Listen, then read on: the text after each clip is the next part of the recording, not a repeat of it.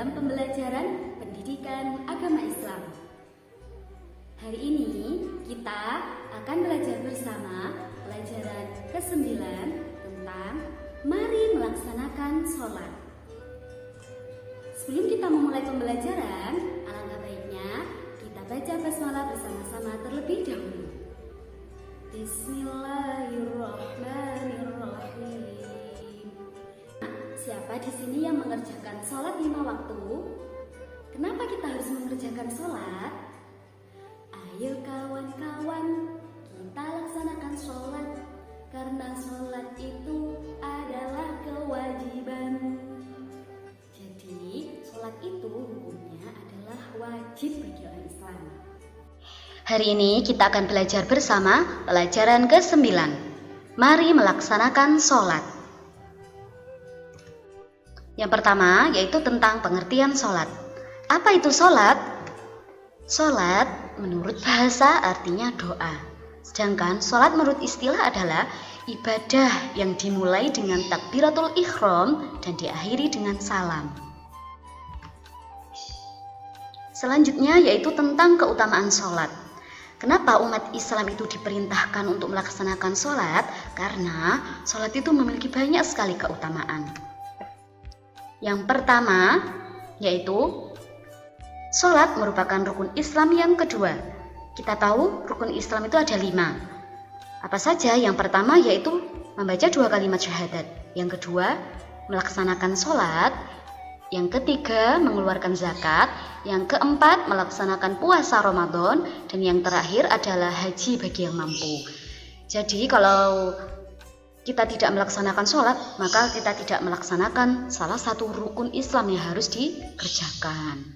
Kemudian yang kedua, sholat merupakan amal yang pertama kali ditanyakan pada hari kiamat. Kelak di akhirat itu, amal ibadah yang kita lakukan di dunia semuanya akan dihisab oleh Allah. Dan amalan yang pertama kali dihisab pada hari kiamat adalah sholat. Selanjutnya, sholat termasuk amal yang paling disukai oleh Allah Subhanahu wa Ta'ala.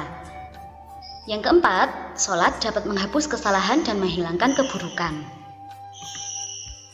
Kemudian, yang selanjutnya, sholat mencegah perbuatan keji dan mungkar. Jadi, barang siapa dari kita semua bisa istiqomah melaksanakan sholat, maka kita tidak ada keinginan untuk melakukan perbuatan yang keji dan mungkar, karena sholat di sini sudah mencegah dari perbuatan yang keji dan mungkar. Selanjutnya, sholat adalah sarana mendapat pertolongan Allah.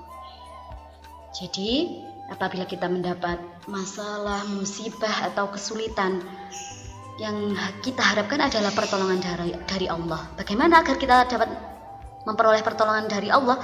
Yaitu dengan sabar dan sholat. Wasta'inu bis-sabri was-sholah.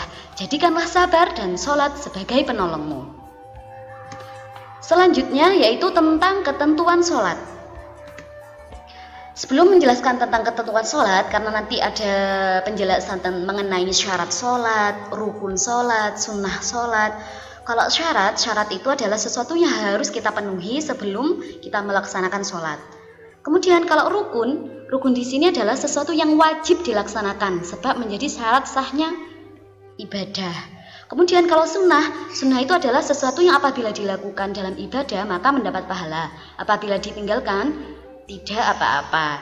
Jadi sunnah itu tidak harus dilaksanakan. Tapi kalau kita melaksanakan sunnah sholat, maka pahala yang akan kita peroleh lebih sempurna. Selanjutnya mengenai syarat wajib sholat ada 3, yaitu Islam, baligh, dan berakal. Islam, orang yang sudah mengucapkan 2 kalimat syahadat, maka dia wajib melaksanakan sholat. Kemudian orang yang baligh itu apa? Baligh adalah orang yang sudah mencapai umur untuk wajib melaksanakan rukun-rukun agama. Misal untuk laki-laki itu apabila sudah berusia 15 tahun dan sudah mengalami mimpi basah. Kalau perempuan sudah berumur 15 tahun dan sudah mengalami menstruasi. Jadi orang yang sudah menginjak usia baligh maka dia wajib melaksanakan sholat, tidak boleh meninggalkan sholat. Kemudian yang ketiga yaitu berakal. Bagaimana orang yang hilang akalnya? Misalnya orang gila itu tidak wajib melaksanakan sholat. Tapi kalau kalian memiliki akal yang sehat, maka kalian wajib melaksanakan sholat. Selanjutnya, yaitu syarat sahnya sholat. Yang pertama yaitu suci badan. Suci badan di sini apa? Baik suci dari najis atau hadas kecil maupun hadas besar. Kemudian suci pakaian dan tempat. Jadi pakaiannya itu harus suci, tempatnya juga suci. Kemudian yang ketiga yaitu menghadap ke arah kiblat. Karena kita berada di Indonesia, maka kiblat kita ada di arah barat. Kemudian masuk waktu sholat. Jadi sholat 5 waktu itu kan ada waktunya sendiri-sendiri. Kalau kita melaksanakan subuh, maka kita wajib syarat sahnya itu harus masuk waktu subuh ketika keluarnya fajar. Itu contohnya. Kemudian kita harus menutup aurat. Aurat itu, kalau aurat perempuan itu apa? Seluruh tubuh kecuali wajah dan telapak tangan. Kalau auratnya laki-laki adalah di antara pusar dan lutut. Lalu bagaimana etikanya orang laki-laki sholat? Karena sholat itu kita adalah menghadap Tuhan, maka yang baik, yang paling afdal adalah menutup aurat dengan baik. Misal kalau laki-laki menggunakan sarung, terus baju koko, baju takwa, begitu. Karena kita adalah menghadap Allah, jadi hendaknya kita memakai menutup aurat dengan baik. Selanjutnya tentang rukun-rukun sholat. Ini menurut mazhab Syafi'i, karena rukun itu adalah sesuatu yang tidak boleh ditinggalkan, jadi jangan sampai ada yang tertinggal. Yang pertama niat, kemudian yang kedua takbiratul ihram, yang ketiga berdiri bagi yang mampu. Kenapa di sini ada tulisan bagi yang mampu?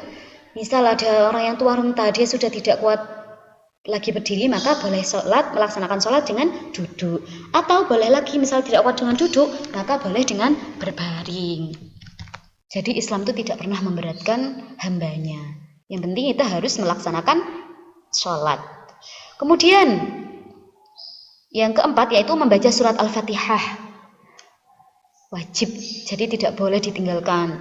Kalau yang membaca surat-surat pendek itu adalah sunnahnya. Kemudian ruku, selanjutnya i'tidal, sujud, duduk di antara dua sujud, duduk tahiyat akhir, baca tahiyat akhir, baca sholawat Nabi, salam pertama dan tertib. Ini 13, misal tumak ninahnya itu tidak dihitung. Tapi misal tumak ninahnya itu dihitung, maka jumlahnya itu ada 17. Maksudnya tumak ninah itu apa? Berhenti sejenak. Jadi setelah ruku ada tumak ninahnya, setelah i'tidal ada tumak ninahnya, setelah sujud ada tumak ninahnya. Yang tentang sunnah-sunnah sholat. Sunnah-sunnah sholat itu sangat banyak sekali. Ada sunnah ab'ad dan sunnah hayat. Di sini saya menjelaskan hanya beberapa sunnah. Contohnya membaca doa iftitah, membaca ta'awudz sebelum membaca surat Al-Fatihah, membaca amin setelah membaca surat Al-Fatihah, membaca ayat Al-Quran setelah membaca surat Al-Fatihah, takbir di setiap perpindahan gerakan sholat atau disebut dengan takbir intikol. Yang selanjutnya tasbih saat ruku. Yang selanjutnya tasbih saat sujud. Yang selanjutnya sholawat Ibrahimiyah dan doa setelah tasyahud akhir. Selain sunnah-sunnah ini bisa kalian baca sendiri di buku Pendamping Pendidikan Agama Islam. Yang selanjutnya yaitu tentang perkara yang membatalkan sholat. Di sini ada 9. Yang pertama yaitu meninggalkan syarat dan rukunnya. Jadi kalau kita sudah meninggalkan salah satu syarat dan rukun sholat, maka sholat yang kita kerjakan tidak sah. Selanjutnya berkata selain bacaan sholat. Berkata meskipun satu kata saja yang selain bacaan sholat itu sudah membatalkan sholat. Yang selanjutnya banyak bergerak lebih 3 kali dalam satu rukun sholat. Kemudian makan atau minum walaupun sedikit.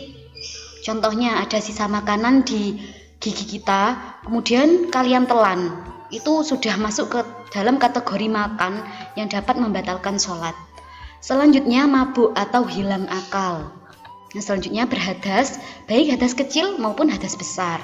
Contoh hadas kecil, kalian buang angin. Contoh hadas besar, haid, nifas. Selanjutnya terbukanya aurat. Terbukanya aurat, misal kalian sholat kemudian mukena kalian itu tersingkap, itu sudah tidak bisa, sudah dapat membatalkan sholat. Selanjutnya berubahnya niat. Maksudnya berubahnya niat itu apa? Kalian niat keluar sholat gitu. Contohnya lagi, misal kalian melaksanakan sholat, terus dalam hati kalian tuh gini, kalau ada ibu saya datang habis ini, maka saya akan membatalkan sholat. Maka seketika itu sholat kalian sudah batal. Selanjutnya kejatuhan najis. Kalian kejatuhan najis cicak gitu, itu membatalkan sholat. Sekian untuk pertemuan hari ini. Semoga kita semua bisa melaksanakan sholat dengan baik. Kenapa? Karena sholat menjadi tiang dari agama. Sekian untuk pertemuan hari ini. Kita tutup pertemuan hari ini dengan bacaan hamdalah bersama-sama. Alhamdulillahirabbil alamin. Wassalamualaikum warahmatullahi wabarakatuh.